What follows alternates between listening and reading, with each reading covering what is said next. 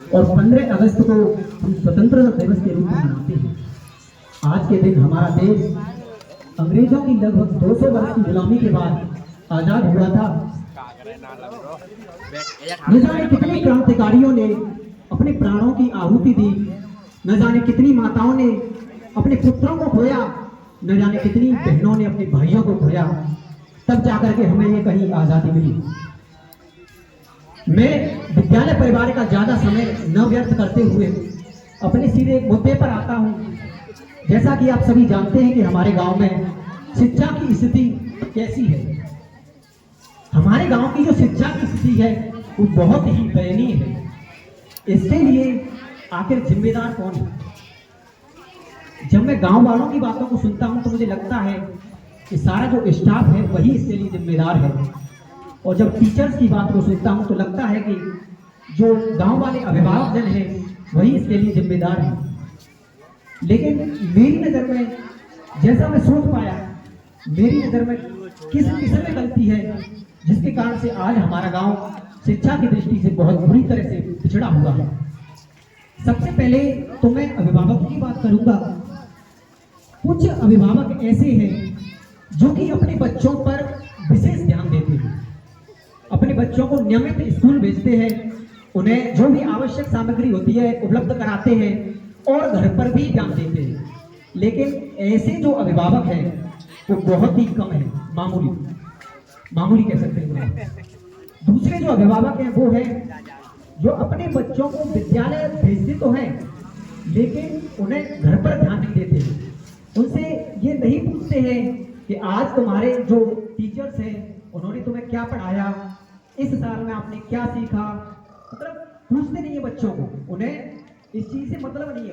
उन्होंने सिर्फ टीचरों पर यह जिम्मेदारी दे दी कि हमने आप अपने बच्चों को टीचर विद्यालय में भेज दिया तो एक टीचर्स की जिम्मेदारी है।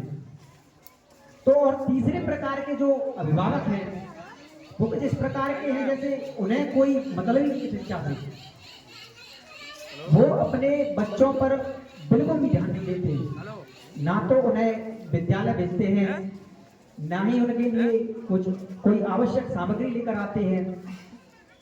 तो ऐसे अभिभावकों से मैं ये निवेदन करना चाहूंगा कि आप लोगों ने तो अपनी जिंदगी बर्बाद करनी थी जितनी कर ली, लेकिन इन बच्चों की क्यों बर्बाद करते हो?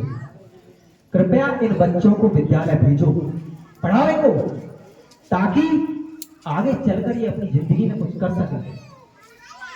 मैंने देखा है कुछ बच्चों को 8वीं 10वीं में पहुंच गए, अभी ABCD नहीं जानते हैं।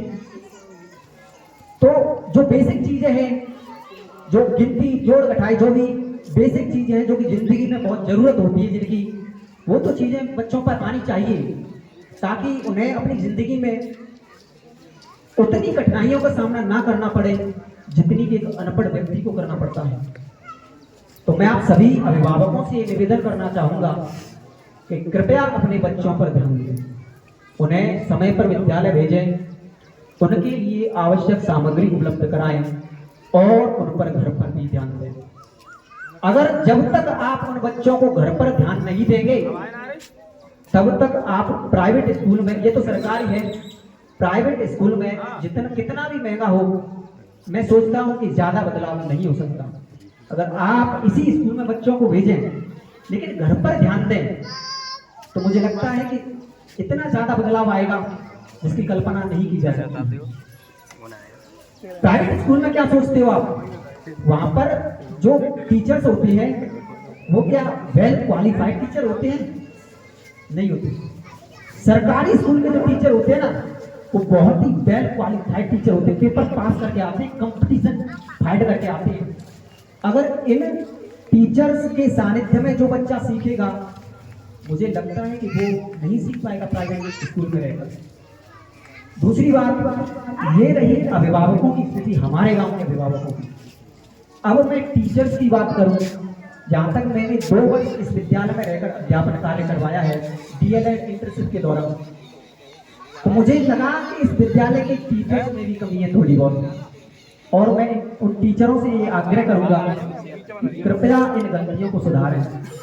आप इन बच्चों के भविष्य को उज्जवल बनाने में अपना योगदान दें। जैसे कि सबसे पहले मैं बात करना चाहूँगा कि कुछ टीचर्स तो ऐसे हैं जो कि अपने कार्य को बहुत ही तल्लीनता के साथ में करते हैं, कर्तव्य निष्ठता के साथ में करते हैं।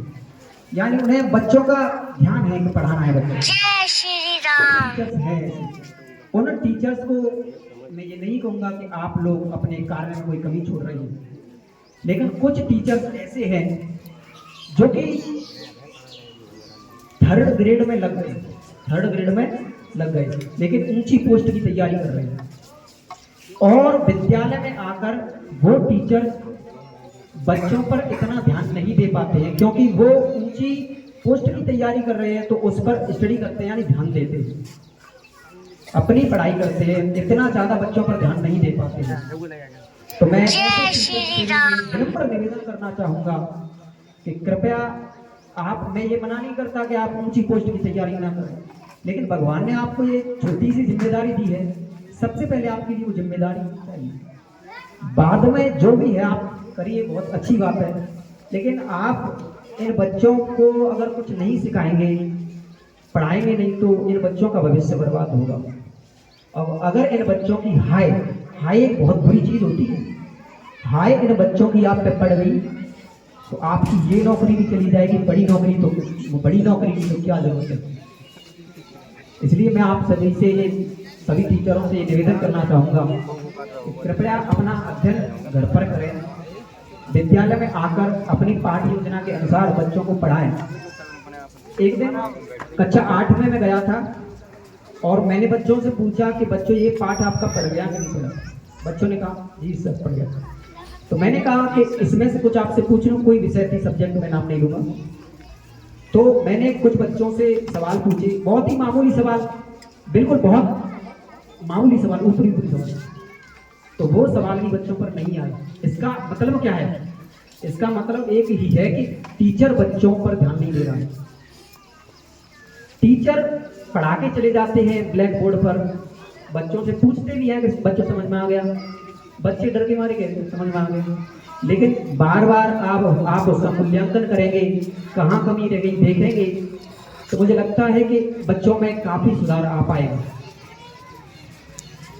और एक बात और, पैसा तो हर कोई कमा सकता है, लेकिन अपने कार्य को बड़ी तल्लीनता से करना, इस दुनिया में भलाई ले जाना, भलाई का कार्य करना, ये बहुत ही कम लोग कर पाते हैं। मैंने अपने गांव के काफी जो बुजुर्ग हैं या हमारे साथी भी हैं, उनके मुख से ये चीजें सुनी हैं कि हमारे भो मार साहब थे, इतना अच्छा पढ़ाते थे, उन्हीं की वजह से आज हम पढ़ गए। जैसे कि मैं नाम लेना चाहूँगा, अपने जो बाड़ी वाले तुलसी मार साहब थे, न जाने कब के इस विद्यालय से चले गए, लेकिन आज तक विद्यार्थियों के हृदय में उनका नाम समाये हुए। क्योंकि उन्होंने अपना अध्यापन कार्य इतने अच्छे तरीके से किया कि जिसकी मैं शब्दों में बयान नहीं कर सकता। और दूसरी बात, शिक्षा